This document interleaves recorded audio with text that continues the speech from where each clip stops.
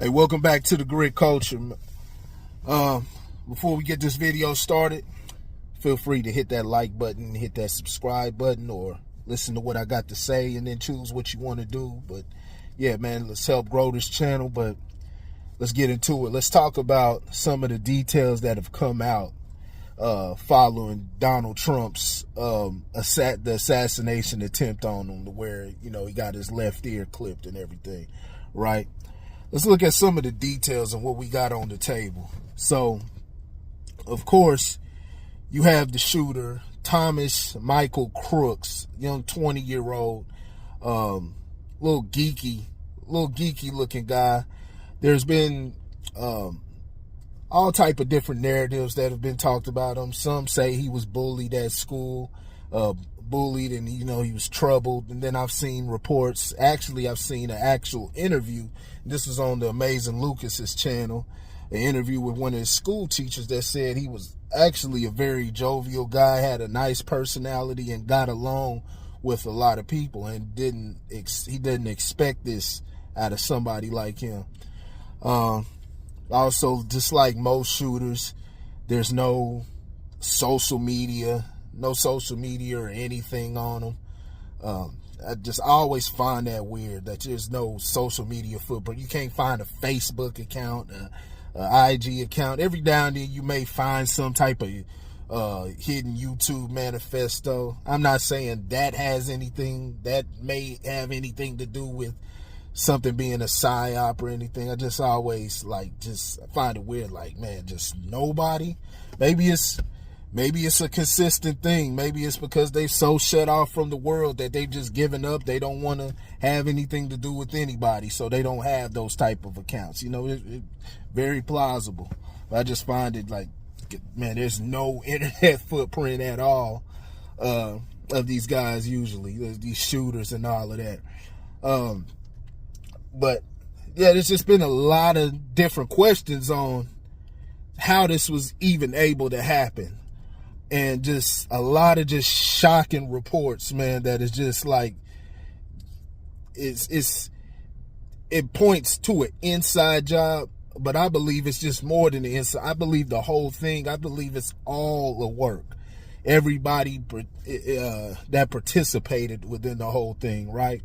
You got this lone young kid that's able to climb onto this roof, 150 yards within the president, and damn near kill him. He's up there for a while. You have video of people who are pointing him out and telling you that there's somebody on the roof, and they were alerting the cops for minutes. They even have something that outlines the whole entire thing and how long it took from the people that were pointing them out, just within that video, people pointing them out and stuff, and the chaos that was being raised because of it, to the point of when Trump got shot. There was a lot of time that lapsed, right? If he was doing his job, I wouldn't even be doing this. I'd be at some beautiful place with a gorgeous ocean. Look, they're all pointing. The Atlantic, maybe the Pacific. Yeah, someone's on top of the roof. Look. There he is right there. Right there, see him? He's laying down. See him? Yeah, he's laying down. And still I'm here with you fighting like hell to get a Senate What's happening? and to make sure we take back the White House, because if we do, we're going to make America better than ever before. We're going to make it. Yeah, look. And it's There he not is. easy, because we have millions and millions of people in our country that shouldn't be here. Dangerous people, criminals. We have criminals.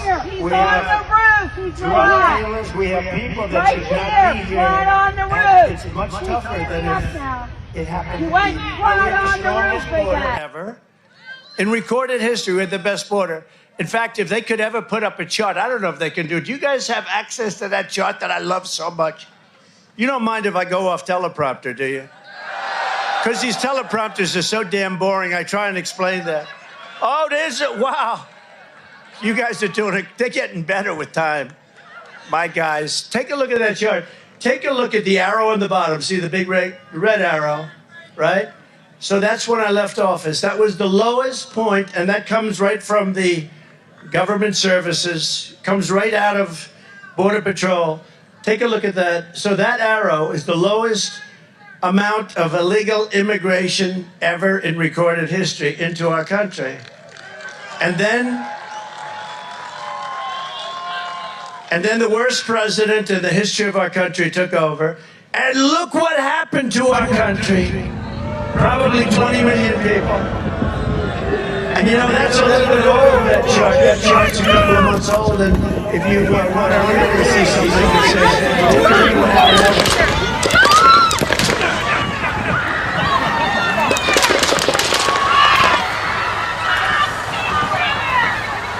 says, you even have a report of a police officer that actually climbed onto the roof before it happened, climbed onto the roof when they got word of what was happening up there, and confronted the shooter.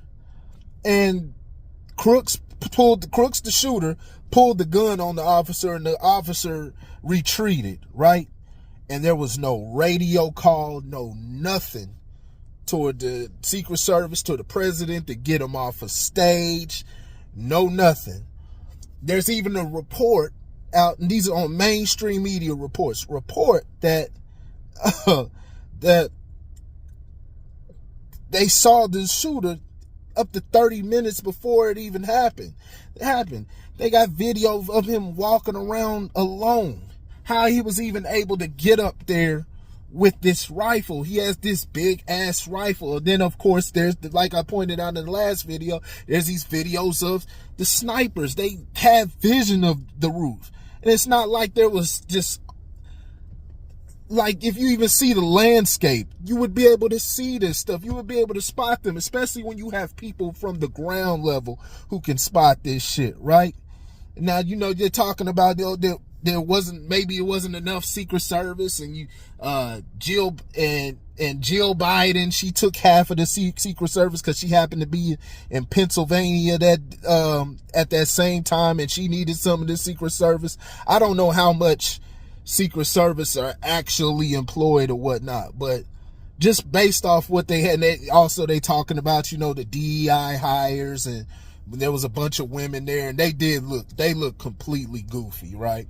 It's just, you know, men and women are just built different. They respond to different things differently. You see it when they're little boys and little girls, the way little boys respond to things versus little girls, right? It's just in the biology, right? And it's not to take away from those Secret Service agents, but, you know, it's just, you know, you even see it with female cops or whatnot. It's just men and women are different.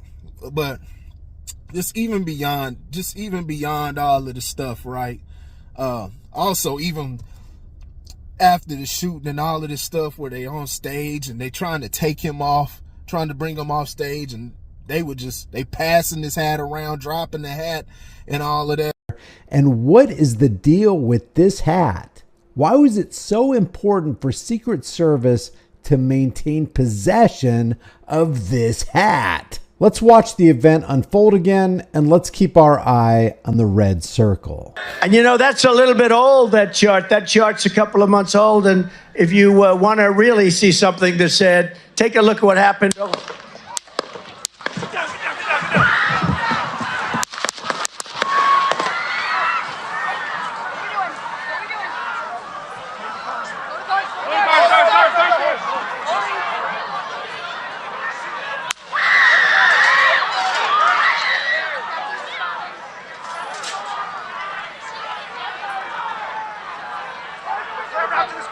Move to spare. Hold. When you're ready. On you. Ready? Move. Up. Move. Go. Up. Hawkeye's here. Hawkeye's here. Move it to the spare. Spare, get ready. Spare, get ready. We ready? Shooters down. Shooters down. Are we good? Shooters down. Shooters down. Are we good to move? Shooters down. We're good to move. We're clear. We're Let's clear. move. We're clear. Let's move. We're clear.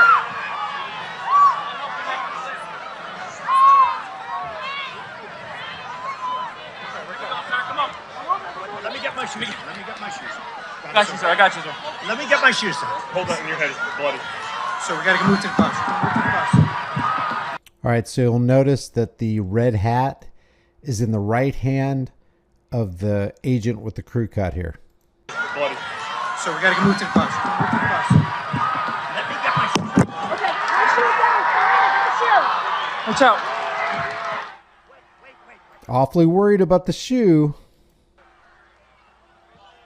Here, let's let the former president of the United States expose himself by pumping his fist into the air while the cameramen in the foreground get a good shot. And there's the hat right there. The hat is now in the left hand of Donald Trump. So somehow it transferred from this guy's hand to Donald Trump's hand. But we're not done transferring the hat yet.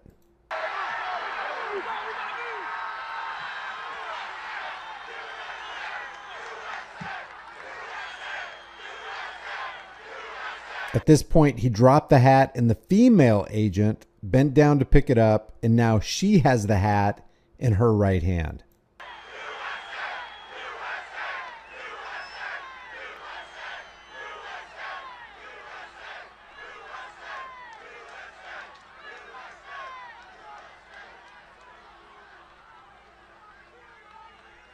They take the hat all the way to the motorcade. Why was the hat so important? Why was it so important to get the shoes on? And why was it so important to let Donald Trump pump his fist in the air? Like, could that possibly, like, why was that damn hat so damn important? Why was that hat so important? Because they was not letting that hat go, especially when you don't know if there's another shooter around. Now, of course, Trump could be defiant or whatnot, and he may have wanted to do what he wanted to do, right? That's all plausible. I mean, you even had him doing the whole photo shoot thing and pumping his fist, which is now the iconic photo and all of that. You had him doing all of that. So it's all plausible, but the whole thing is just odd. As far as the stuff with the police officers, and like I said, they actually saw him. The shooter was seen 30 minutes before the shooting even went down, and then even in the minutes that led up to all of this, and all the people that were bringing attention to this, and you had multiple witnesses saying that they saw the shooter up there. It's crazy. A lot of people are pointing to that this is an inside job to take out Trump, that the Secret Service and the police officers might have been paid off or co-opted into doing this, right? So the person could get close to Trump. Me personally, like I said, I think this whole entire thing is just an entire psyop. It's an entire work. Also, even this, the shooter was seen in a BlackRock video. The shooter was seen in the BlackRock video. My name is Brian DeLallo. I teach AP and Honors Economics in Pittsburgh, Pennsylvania. Financial well-being to me is knowing that I can be free to do the things that I love to do. I hope when I retire someday, they say, that guy made this place a special place to come to school and gave as much as he could to help the community.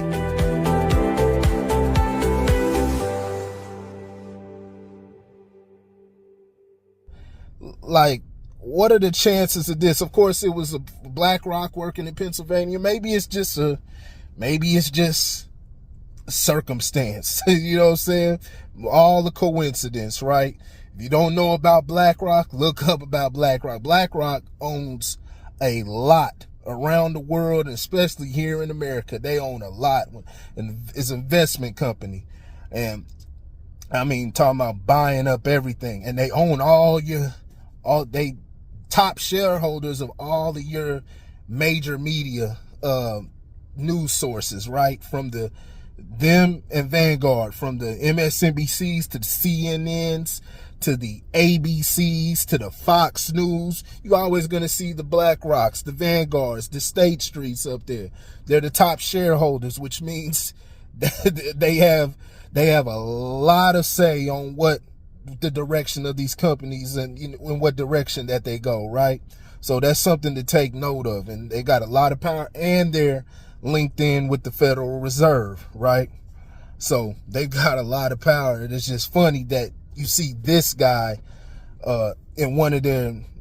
It's a removed. The video's completely removed off of YouTube now, but a lot of people have screenshots, and of course I'll post it. I've got it on here, right? But the whole fucking thing is just fucking crazy. You even got the woman behind the stage.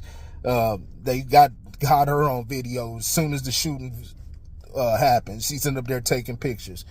Watch this shit, dude. Watch. Watch. She sits down. Yep. Watch this. Puts the sign up. Something that said, take a look at what happened.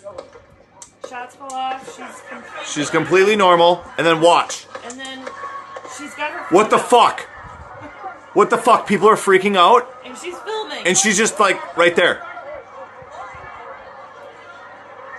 She's not even freaking the. Could that be part? Could she be part of the psyop? Don't know. A lot of people like to pull off out their phones during when horrible things are happening, right? And shootings and all type of disasters. People that's just, I guess that it's possible that could be a reflex. That's very plausible too. But she looked weird. But then there's also everything that was going on with the Secret Service before the shooting even ever went off, and they told the guy to run off. Again, the individual I'm referring to, the photographer. Let's take a look here. Focus on the right part of the screen. You're going to see him up here at the initial start. Here he comes running off from the far right to the left as he, again, works his way around the stage. And there you see him. Come back once again. This is vital as far as this video is concerned. He went out of sight, went to the far right again. Now take a look here. Again, just released today. There he is. This is the back side of the stage, the podium, and there's Trump, obviously. Now take a look. He's waiting to get confirmation from a Secret Service member, and take a look here. You're going to see it clearly. There he is right there. Tells him, go. Get ready for that money shot. Another individual here as well. Take a look at what happened. And there you go. And as I showed previously, this is where he works his way from the right. There he is. Perfect timing, obviously, again, to make that money shot for all to see all over the world. And to conclude, I'll play this aspect of the video once again from the backstage area where you see the photographer getting his key from the Secret Service man to make his way around the podium to get the money shot. And stay tuned, definitely more to come with what took place with Donald Trump at the rally in Butler, Pennsylvania. Insane. This whole thing is just whole thing is crazy, man. And like I said, either just somehow Trump is just the luckiest man ever. Either God is on his side and needed him to play his position in this election, or it's a psyop. And I'm leaning toward it being a psyop, right? This whole thing is just like, even to the, what would be their reasoning for pulling some nonsense like this? Well, you saw what happened after. You saw Elon Musk immediately give his endorsement. Everybody giving their, it was just flat out, it's Trump now. It has to be Trump. You know what I'm saying? It just boosted everything, like what I've been saying about Trump from the beginning and the character that they created, that they're all complicit in creating, from all the mainstream media, from not just Fox News, but the CNNs, the MSNBCs. They get ratings off of talking about Trump. When Trump's not around, their shit goes down the drain, right? Because nobody wants to hear about nobody else, but they want to hear about, Trump and all this. He's an existential crisis. You know what I'm saying? He's a threat to our democracy. He's a threat to all humanity, right? That draws in ratings. And like I said, you have the same shareholders on all of these networks that are the top shareholders on all of these networks, right? But they create this type of figure, and then you have all of the flat out lies and the just obsessiveness that they've displayed over this man just over the years. You know what I'm saying? That it's led a lot of people to believe that, the system is definitely out to get him. because he's always claimed to be draining the swamp and all of that, even though that's not what he does, because he always turns around and puts the swamp in his cabinet, right? Check this video right here to see my assessment of, all of the stuff, the unconstitutional stuff that Trump has done, and just showing you how he's in bed with those same elite guys and the swamp that he claims to be clearing out, right? But this whole thing just gave off the whole just feel that the system will just go out of their way. They'll go through any lengths to eliminate him from getting to where he needs to get to, right? And this just bolstered his support just even stronger, right? And it's the Messiah figure. It's the Messiah figure. A damn near martyrdom. You know what I'm saying? Stuff like this happens to a person. Their ideals, their legacy, it becomes damn near immortal, right? Especially if the person dies. But, even when the person's going through stuff and they're living and, you got the system against it, it creates everything they're about, their whole character. It just becomes strong. People get galvanized behind it because they believe that this person is fighting the good fight, right? They created people like Tupac Shakur. I believe wholeheartedly that Tupac Shakur was a created Messiah figure, right? Actor, you know what I'm saying? A square, right? And people are, they change through their younger years. They start, personalities, they go through particular things, right? But just when you watch this dude in his whole entire career, stuff just doesn't seem right. And then what he claimed to be trying to represent and trying to deliver black people and all of that. A lot of black people looked at him as, some type of savior. And he's trying to deliver them from, trying to wake them up and all of this. But at the same time, he's spouting out, talking about violence and a lot of negativity and starting shit with a lot of the conscious rappers that were out around that time, right? He's waging war, especially waging war with New York and all of that, especially being from New York. I mean, he was from the East Coast. His name used to be MC New York. All of the outlaws, like 90% of the outlaws from New Jersey. So then they feeding in, even though he was saying in interviews, it's not about New York and not about the East Coast, but he made it a whole West Coast and East Coast. He fed into the shit, right? And like I said, waging war with conscious rappers for every little fucking thing when he's supposed to be about unity and all of this stuff. And I know people, their minds are off when they're young and whatnot, but you just look at it. He muddied up what it meant to be a revolution, to be the revolutionary, right? He mixed it up because then he injected the whole thug life. And you can even see it in just egregious interviews. He injected that whole entire thug life thing, right? Go for it. Get in closer to him, Dave. Okay. This on cable, right? Yeah. So it's cool for us to be like outlandish. Yeah, I can bleep out if it gets too bad. Bleep out the bad word. That's the bleep shit. You got a lot to do. Ready? Yeah, ready whenever you guys are. Hey, what's your name? I'm D5. I'm J Money. And that's J Money from the TV show D5. The Box. J Money. J Money. D5, J Money. Okay. Okay. After the interview, maybe we'll do a little promo. Check out Fresh Out the Box. Okay. You ready? We're rolling. Just go anytime. Mic check 1, 2. Yo, you got the DJ D5 in the house, straight out of Flint, Michigan. Fresh out the box with my homeboy Black Caesar. Tupac Shakur in the house. Hey. Yo, Tupac, what's up, man? What's coming up for the summertime now? Trey, what's up? Thug Life is the only thing up in the 90s. Thug Life, I mean like a little bit, then Thug Life like a lot. These is my Thug Life niggas, and we finna do this like this while I roll a blunt. Y'all finna talk, you know what I'm saying? Thug Life. What Thug Life, baby? The craziest Thug Life niggas. Thug crazy. If they ask you, you tell them. These my niggas, that's how we ruling this shit. Right. We running, smoking blunts, pumping funk, and punking chumps. That's how we doing that shit. Fucking niggas up. Fucking niggas up real bad. 2 times quick in the 90s, and we drinking and smoking weed the whole time. We high till I die, you know what I'm saying? We ain't stopping. Can't nobody fuck with us either. Still down with DU and all that? And all the homies? Yeah, we all rolling. Y'all going on tour with Breed anytime this summer? Yeah, we trying to hook up with Breed. We did this song called Gotta Get Mine. Because I do gotta get mine. So I could really relate to that song when we did it. did a video for it. Hell yeah, that shit, that was coming out. What was it filmed at? It was filmed at Andre Rising House. Okay. In Atlanta. Okay. My man from the Falcons. It was on. It was on. It's my hairy ass cousin. All right. Ken, he from out here. So if y'all see my cousin, give him some love. My little brother. Yeah. All right. Get everybody on there. Detroit. Everybody. Brothers of Islam. Yeah. He with that Islam shit. I'm with that thug life shit. Assalamu alaikum, my brother. All right. Yeah. Okay, who we got Thug right life. here? The niggas, just, you know, they introduce themselves. All right. Sir, I'm Killer B. I'm Killer B. All right. I'm man. M-A-N.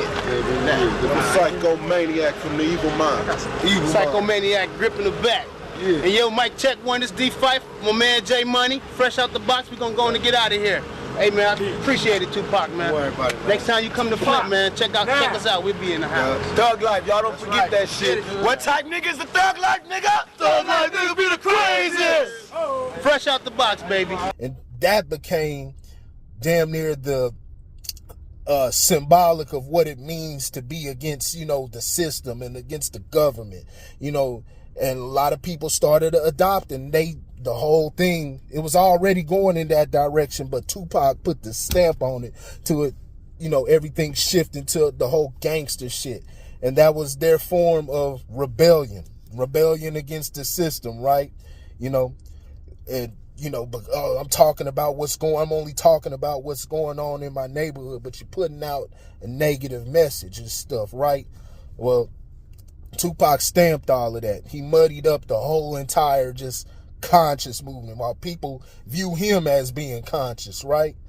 And you just see a lot of evidence of that. And then with him dying, that just completely immortalized him. It immortalized his message and his stuff, man. But it's the whole entire Messiah figure, man. It's what they do. It's how you boost these guys, man. Make it look like the system is going against them the whole time and trying to keep them from completing their mission and delivering the people. And it's the same exact thing with Donald Trump. That's all of this stuff, man. I think this whole entire thing is completely staged for him to, you know, like I said, God is on his side and he just only happened to get nicked in the ear or whatnot. And just all of these just crazy coincidences or whatnot. And yeah, it was the deep state was out to get him and they paid off the police to do this, right? And for this one young kid, and even his Secret Service was just so incompetent to not even, they were paid off too. You know what I'm saying? High possibility, but I highly fucking doubt it, man. This whole entire thing stinks to high heaven, right? I don't have first-hand knowledge of anything, so this is all assertion. That I'm not making any assertions, right? I won't make assertions, right? But we just have to deal with what we got in front of us, with everything we got in front of us, and knowing what we already know, especially already knowing about Trump, right? No, he's in with the bankers just like Biden is. You know what I'm saying? He's in with the elites just like Biden is. They're all together in all this bullshit, man. And you know, he'll never bring at least put an audit on the Federal Reserve, right? You need to get rid of them, but you know what I'm saying, because they're not a government agency, they're private. But at least put an audit of them. That doesn't even come up in his lexicon. It doesn't come up in any of his legislation that he's proposing or anything, right? It's just Trump is one puppet, right? But we'll find out, you know, sooner. Yeah, people will figure it out, or maybe they won't. You know what I'm saying? It'll be the same old shit, keep going on for president after president, and just new stuff to keep you distracted, right? And have you voting for the duopoly. But we'll see where this goes. But yeah, this whole thing stinks, man. It's the grit culture. I'll holler at you later. What's your favorite rap song? Ice Cube. What about, oh, no, I'm not going to ask you because you're going to say something about Raw Fusion. Okay, what's your favorite rap jam? It's yours. That's old. No one is going to know that. T-La Rock. Can't Touch This by MC Hammer. Okay, and why do you like that one? Because it's raging and he's funky. Funky dance steps. Now, okay, no, but there's parents out there listening to this that think he's serious. Why is the audience laughing? I want to ask you, why do so many people get on Hammer? I mean, the man sold 10 million records. I'm not getting on Hammer, and I'm not going to say he did sell 10 million records, but crack fiends bought 10 million rocks. That don't mean crack is good. That don't mean nothing. Selling records don't mean nothing. The reason, I mean, I'm down with him because he's a brother and he's making his mail. But, however, he's diluting rap. You know what I'm saying? He's making something, he's playing that Sambo role, and the reason everybody's buying his record is because he's no threat, and everybody want to see Sambo dance. You gotta hear this song we made called Where's the Whistle? Well, we obviously have some strong feelings here. Smoking blunts, pumping funk, and punking chumps. That's how we're doing that shit. Fucking niggas up. Fucking niggas up real bad. 2 times quick in the 90s, and we drinking and smoking weed the whole time. We high till I die, you know what I'm saying? We ain't stopping. Can't nobody fuck with us either. Still down.